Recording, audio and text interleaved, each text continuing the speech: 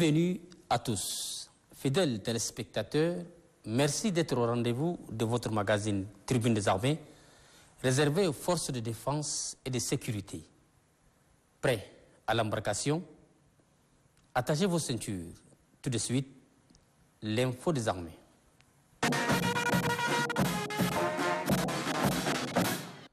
La secrétaire d'État adjointe chargée des affaires africaines des États-Unis d'Amérique en visite au Tchad a été reçue par le chef d'état-major général des armées.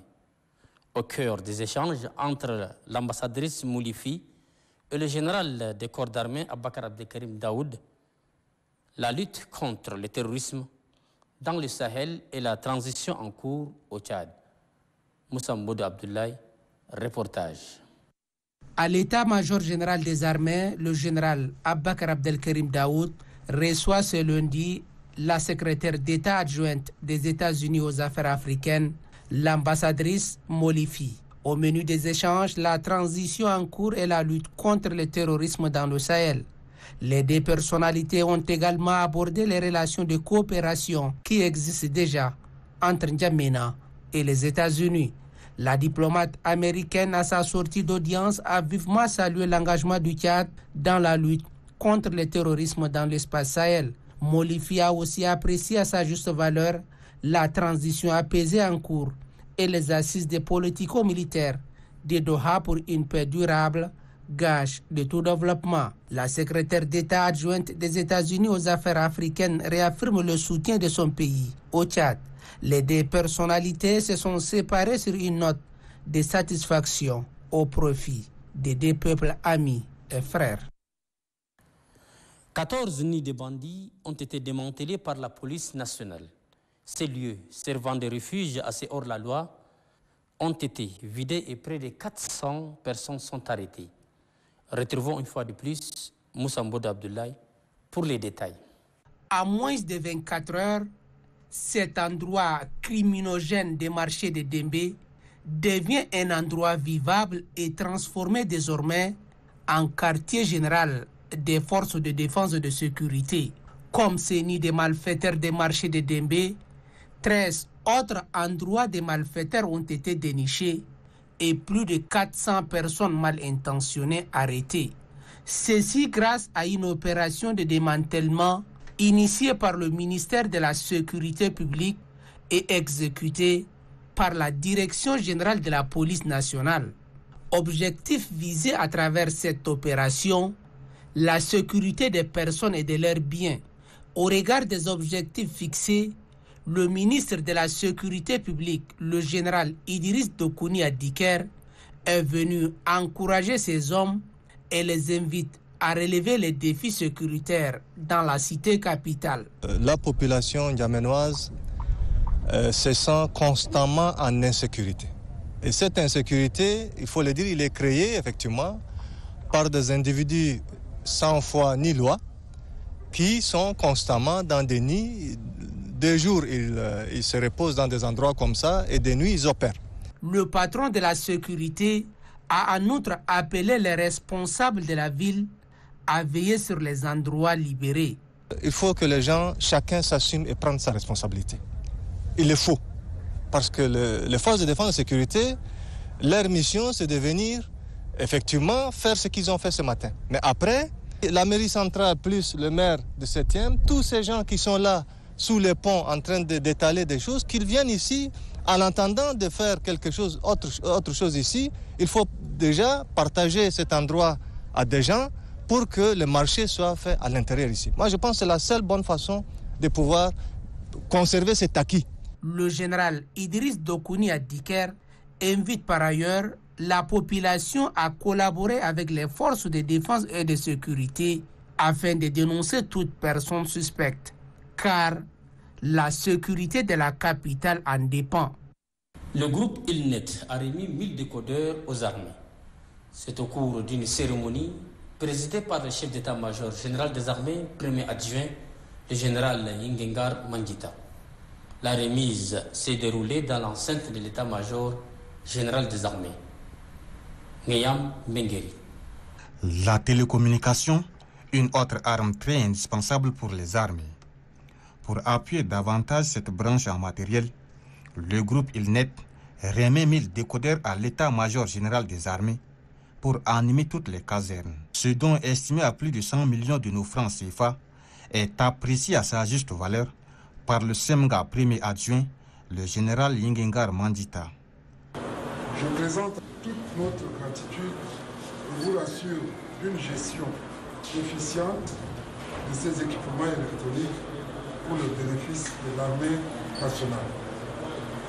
Le commandement invite à cette occasion d'autres opérateurs de la place à emboîter le pas de la société ILNET Télécom Group afin de tisser un lien fort avec l'armée.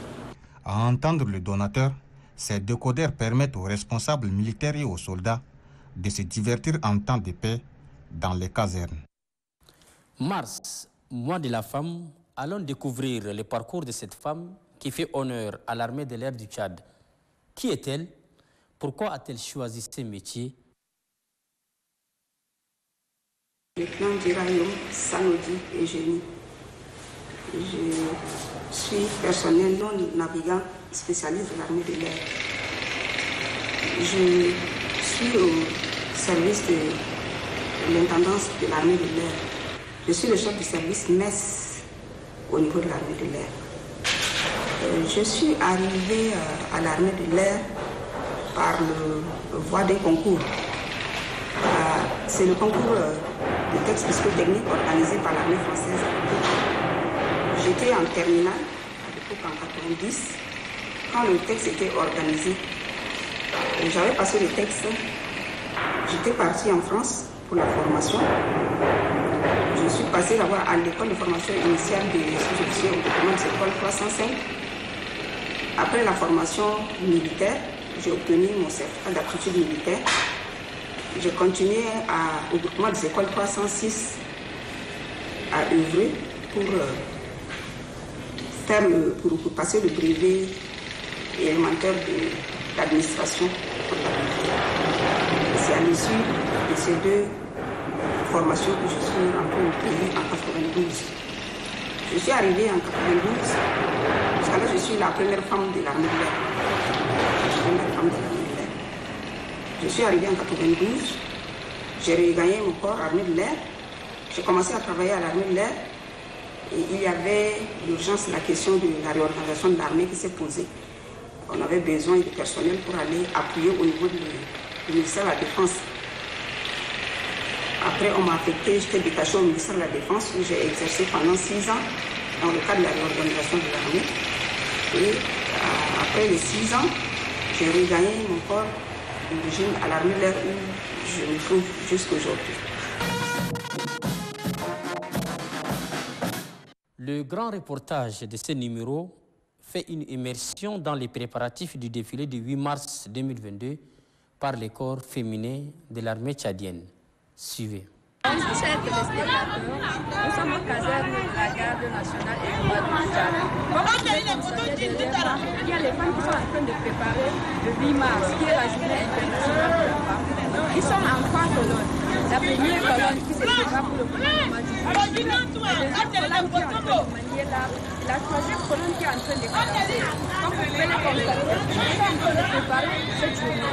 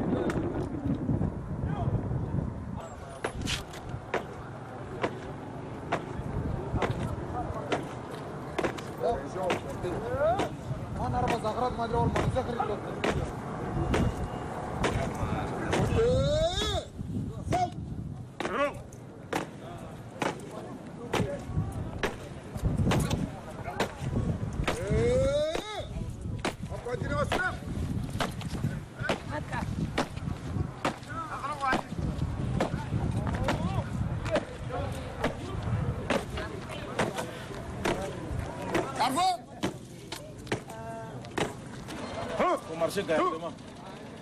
Voilà.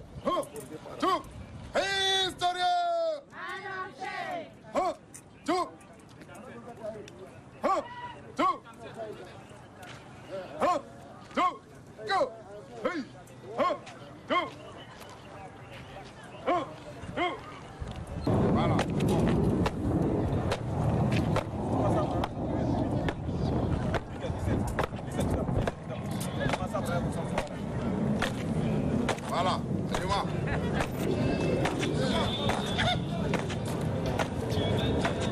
Porte, sabre.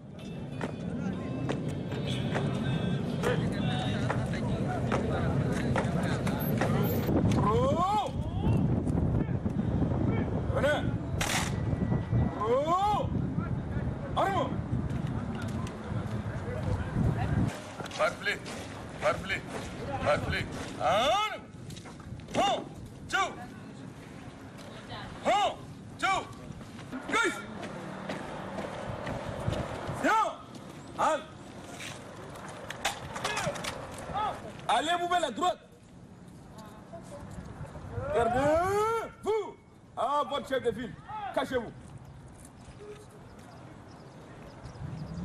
Cache-toi, tu me regardes. Cache-toi. Arme!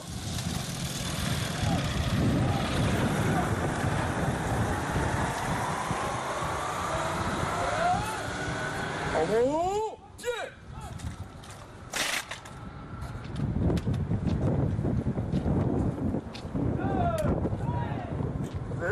Vous, sonne! Portez! Arme!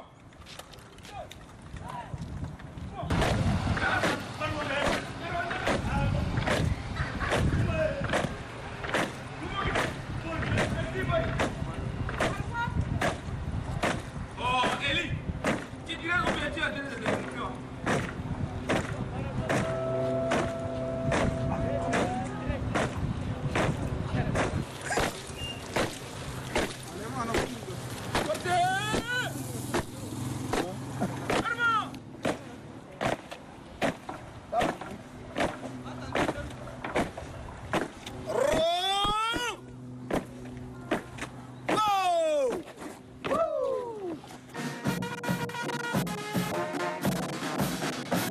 Fidèles téléspectateurs, nous recevons aujourd'hui le colonel Yang Marc-Bey Félix, directeur du cabinet du chef d'état-major général des armées, par ailleurs point focal du G5 Sahel au Tchad. Mon colonel, bonsoir. Bonsoir. Présentez-nous votre direction et dites-nous quelle est sa place au sein de l'état-major général des armées. Voilà.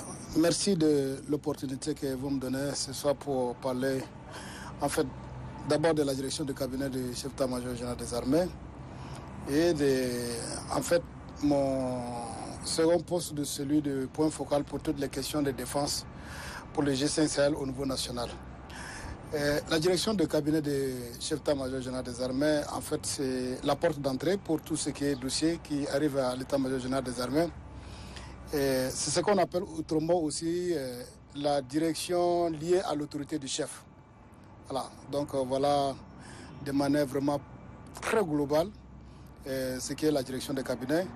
Tous les dossiers qui rentrent à l'état-major général des armées passent par les cabinets et ils sortent aussi par le cabinet. Donc la direction des cabinets, porte d'entrée et porte de sortie de tous les dossiers qui rentrent à l'état-major général des armées. Mon colonel, vous êtes aussi le point focal du G5 Sahel au Tchad. C'est quoi cette organisation? Je suis le point focal défense pour le Tchad parce qu'en fait, ce qu'il faut noter, en fait, dans la structure du G5 Sahel, nous avons ce qu'on appelle le comité national de coordination, qui sont en fait des comités nationaux dans tous les pays du G5 Sahel. Et nous avons des points focaux sectoriels. Donc moi, je m'occupe de toutes les questions relatives à la défense.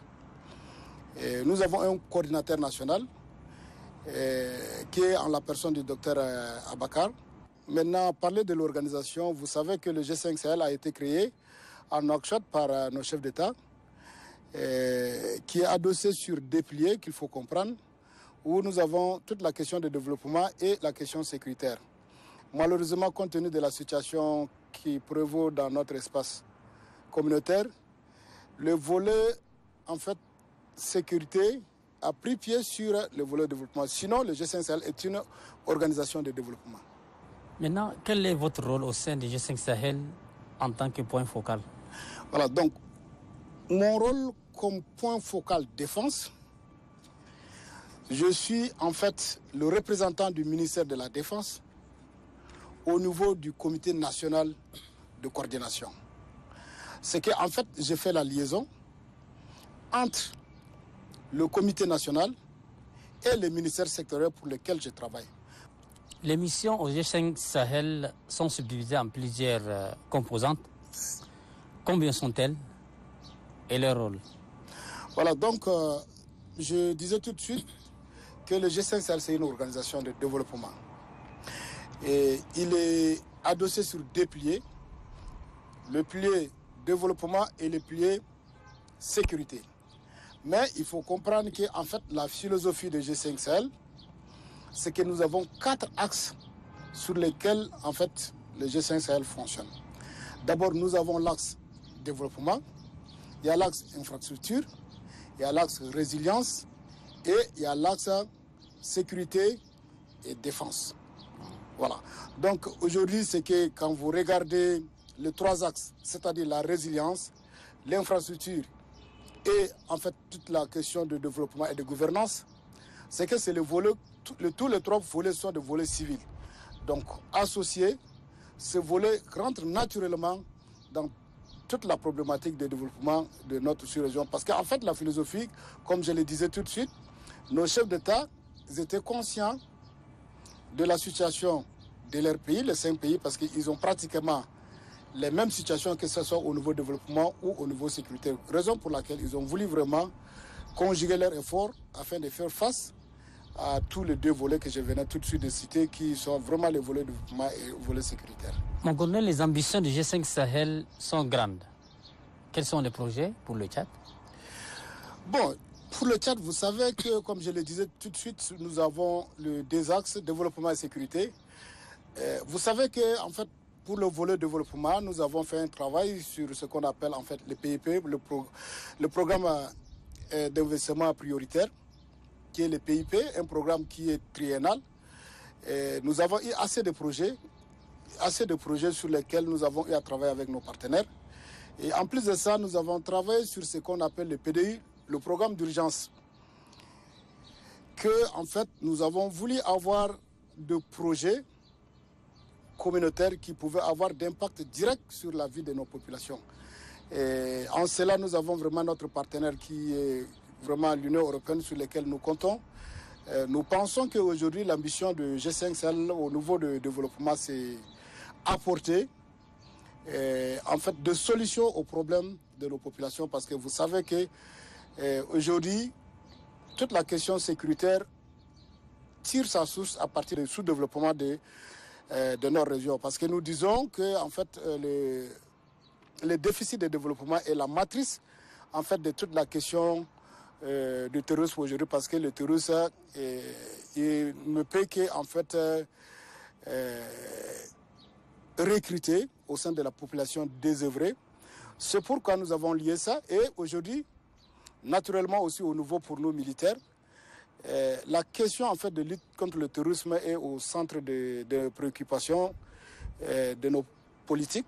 C'est pourquoi aujourd'hui nous ne pouvons pas, n'est pas en fait ambitionner, avoir des ambitions grandes, parce qu'aujourd'hui notre vision c'est éradiquer le terrorisme, parce que pour nous le volet militaire éradiquer le terrorisme dans toute l'étendue de la zone communautaire du G5 Sahel, pour permettre vraiment à ce que nos partenaires puissent investir afin de créer en fait des climats propices pour le développement, parce que sans sécurité, il ne peut jamais avoir le développement, vice-versa, puisque s'il n'y a pas de développement, il n'y a pas aussi vraiment la sécurité. Et est-ce que sur le terrain, est-ce qu'il y a déjà des actes concrets? Oui, vous savez, comme je le disais tout de suite, il y a des actes concrets, parce que déjà, en cela, les chefs d'État ont créé la force conjointe de G5 Sahel depuis février 2017. Et cette force quand bien même qu'elle a aujourd'hui des difficultés, surtout pour toute la question de financement, mais elle est en train de faire un travail considérable parce que déjà déployé sur 3 fuseaux. Le fuseau Est, c'est le fuseau qui concerne le Tchad et le Niger. Le fuseau Ouest, c'est en fait la zone frontalière entre la Mauritanie et le Mali. Et le fuseau Centre qui attire aujourd'hui l'attention de toute la communauté internationale, c'est en fait la zone dite des 3 frontières, sur lesquelles en fait aujourd'hui nous pensons qu'il y a des efforts qu'il faut faire. Parce que certes, la force conjointe a quand même eu des résultats très satisfaisants, mais que cela ne tienne, nous pensons qu'on a encore à faire parce que le terrorisme continue à toujours à s'attaquer non seulement aux forces, mais à la population. Donc c'est ce qui nous pose énormément de problèmes, raison pour laquelle nous pensons qu'il y a du travail à faire. Mais on se réjouit quand même que la force conjointe commence quand même par avoir des résultats en fait concrets sur le terrain. Mon colonel, votre mot de fin? Bon, le mot de fin, c'est que d'abord c'est un remerciement pour l'opportunité que vous nous donnez pour parler de cette organisation, le G5 Sahel, parce qu'aujourd'hui, nos citoyens ne connaissent pas réellement cette organisation. Le G5 Sahel n'est pas une organisation de trop parce que nous voyons aujourd'hui des résultats quand même concrets, que ce soit en fait dans le volet développement ou bien dans les volets sécuritaires.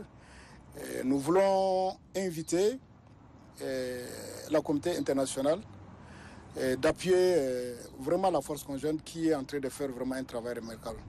Voilà en fait ce que je voulais faire comme un appel à vraiment nos partenaires de nous appuyer et de permettre à ce que en fait la force puisse du moins quand même revenir en fait occuper les zones qui sont actuellement occupées par les groupes armés russes afin que en fait nos populations puissent maintenant commencer à vaquer normalement à leur occupation pour subvenir à leurs besoins.